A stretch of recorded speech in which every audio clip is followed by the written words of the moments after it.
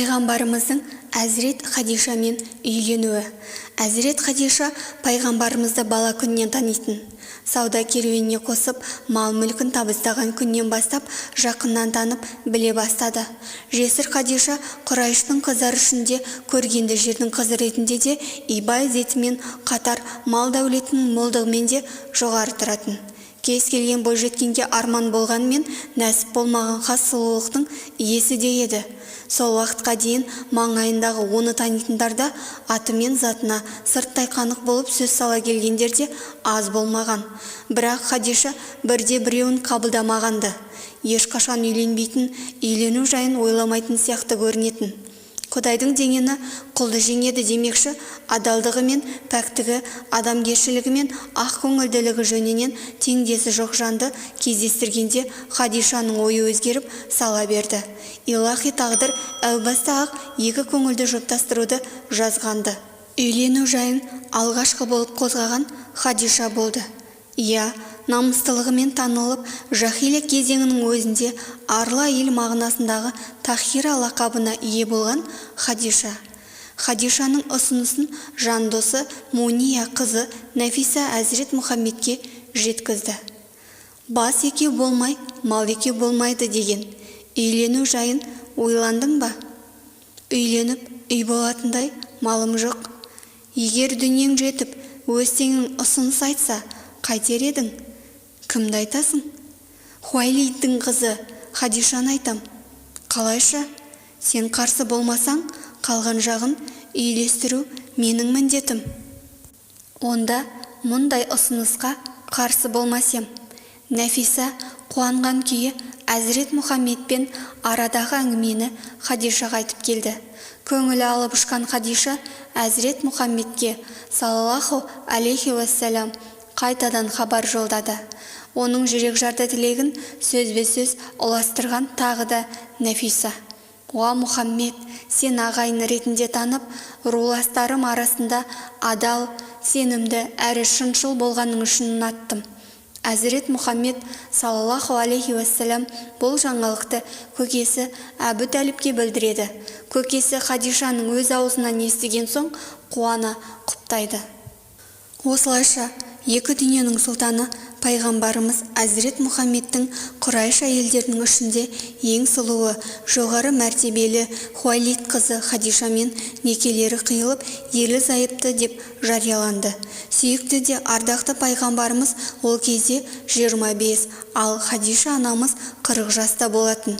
Бұл оқиға милади 595 жылы, яғни Әзірет Мұхаммедке саллаллаху алейхи уассалам пайғамбарлық келместен 15 жыл бұрын болған. Тойдан соң Мұхаммед саллаллаху алейхи уассалам аяулы жарымен бірге Әбу Тәліптің үйіне келді. Халықпен қайталанбас қуаныштарын бөлісіп, бірнеше түйе сойып, сый-сияпат жасады. Меккеліктер тайлы тұяғы қалмай келіп, тойда сырханнан дәм татты. Жас шаңырақ иелеріне ақ тілектерін айтып, баталарын жаудырды. Тең-теңімен деген, бір-біріне қай жағынан да лайық, жұптарың жазылмасын, тойларың тойғаласын десіп тарқасты шақырылғандар. Бірнеше күн осында болған соң, ерлі зайыптылар Хадишаның отауына қайтты. Осы шаңырақ астында Әзірет Мұхаммед саллаллаху алейхи уассалам ғұмырының ең бақытты сәттерін өткереді. Халық арасында Тахира атанған Хадишаның пайғамбарымыз Хадиша Кубра, яғни үлкен, ұлы Хадиша деп атаған. Ибалы да, әдепті, қылықты да шырайлы зайыбымен өте тату ғұмыр кешкен. Пайғамбарымыздың саллаллаху алейхи уассалам әкесінен мирас қалған ештеңесі жоқ еді. Әкелік қамқорлығын көрсеткен Әбу Тәліп болса сіңірі шыққан кедей. Сондықтан Хадишаға үйленгенге дейінгі жоқшылық зардабын әбден тартқан. Хадишамен үйленгеннен соң әйелінің байлығын сауда айналымына салып, тірлік жасап, тарығудан құтылды. Бірақ сонша дәулетті иесі бола тұрып, ол ешқашан ысырап жасамаған.